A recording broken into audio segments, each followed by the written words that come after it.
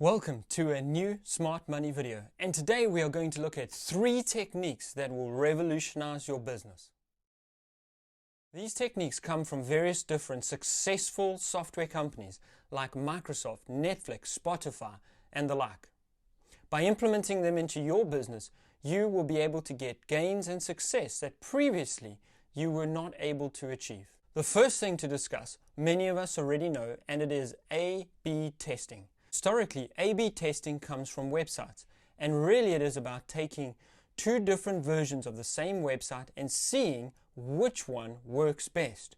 Whichever works best, you go with that. Now, we can test more than just websites. It is basically any time where you have 2 different products or systems, and then you look towards which one has the better outcome. For example, in sales, you can do a regional pricing strategy in 2 regions that are similar. One at a discounted price and look at how many sales you get. One at full price and how many sales you get. Another example could be with your client pitch materials. If you have, say, 50 clients, you could take an initial 5 clients and look at the response for one version of a particular pitch versus 5 clients with another version of the pitch. We can take the best outcome of that test and roll it out to the rest of our clients. Another area where we could use this is with respect to team and leadership. Often in teams there are multiple people who could step up to a leadership role, but there aren't that many positions. A great way of using A/B testing within teams is to allow a rotational basis leadership over a short period of time. Perhaps allow them to lead the team for 2 to 4 weeks, evaluate them, understand what they're good at, and what they're not so good at, where are the areas of growth that they need, allow the next person now to lead. At the end of a few months, it'll be very clear who the next leader should be. Next technique is called Iterative Development, and this comes from software where instead of building an entire software package all at once, you build it in little pieces. This is very important for a number of reasons, and those reasons apply equally to software as they do to normal business. If you are creating a new product in a business, it is much better to create a small, useful piece of that product. If it's software, that's pretty easy. If it's mechanical, it is an essence of what you're trying to achieve without any of the fluff or the bells and the whistles, just the very core of it. If it is an online site that sells various things, it is the basic website with a few products, not a listing of 100 products. Create this first small version of whatever you're making, call it a proof of concept if you will.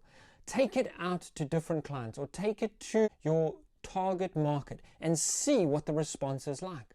Understand where the bugs are, things are not working, where it falls over, where functionally you've sold 100 of them and actually you get 50 back due to some failure on a bearing or a wheel. Or if it is a garden center, perhaps you find that a particular flower that's in stock dies very quickly and people complain. You're then able to take and learn from a small, capital, non-intensive scenario and apply those learnings as you scale. So the whole idea of iterative development is to break down into a number of small different steps and step by step solve each of those little things, building upon each other towards a complete and full product. Essentially, you need to focus on what is that one thing that is going to make the difference to the client. If you can get that, you have the seed of your product and you can begin to build iteratively upon it. Another example of iterative development is a new department in a business. Often we will want to go towards the end state right away, instead of building a team little by little and step by step. It is far more productive to build a team with a unique culture and with a specific purpose with a few people than it is to try it with a large number of people. When I was managing a business with over 100 people in it, it was far better to start new products and offerings with a small group of people who were highly talented and focused on that particular outcome and allow them to then grow organically as the product got traction. Please comment down below how you could see this principle working in your own business. Share ideas. It helps others as they read the comments to know how to apply this to their lives. The next technique of the 3 is called Agile Development. Now, what is Agile Development? The best way to understand it is to contrast it with what came before, which was waterfall development. Waterfall development was really about planning out an entire project, even if it was 18 months or 3 to 5 years long in advance, and then sticking to that plan and then trying to hit each and every one of those milestones. More and more, the waterfall method has been placed with agile methodologies. Why is that? Because it is really difficult to plan 18 months to 3 to 5 years in advance in today's world and stick to that plan and achieve all of the complex things that are required within that plan. Therefore, the agile methodology was birthed. What this does is take a large complex problem, break it down into its smallest pieces. If you haven't seen my video on Elon Musk's first principles, I'll link it up below, hopefully on a card, and take a look at that and hear about first principles and how he used them with creating the everyday electric car. So Agile Development breaks a problem down and then creates self-organizing teams around each of the different problems. Sometimes problems are dependent on each other, and therefore the order and structure of when these problems are solved is important.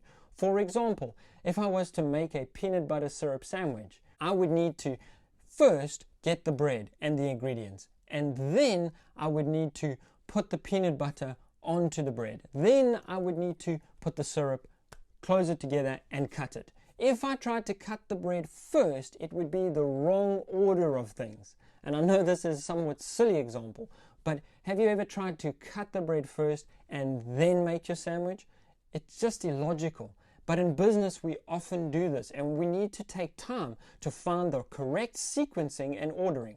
And in an agile development environment, this is extremely important. So for our business, where we take a problem, and not just software, any problem, break it down into smaller parts that different cross-functional teams can solve, we are then able to apply this accelerator of productivity and solve these problems far quicker, more reliably, and when there is a particular problem that is derailing the entire process, we understand what it is and we can start to mitigate that now without having made future promises 3 years from now that we can no longer fulfill. One last bonus technique is to smash that like button. No, I'm only joking.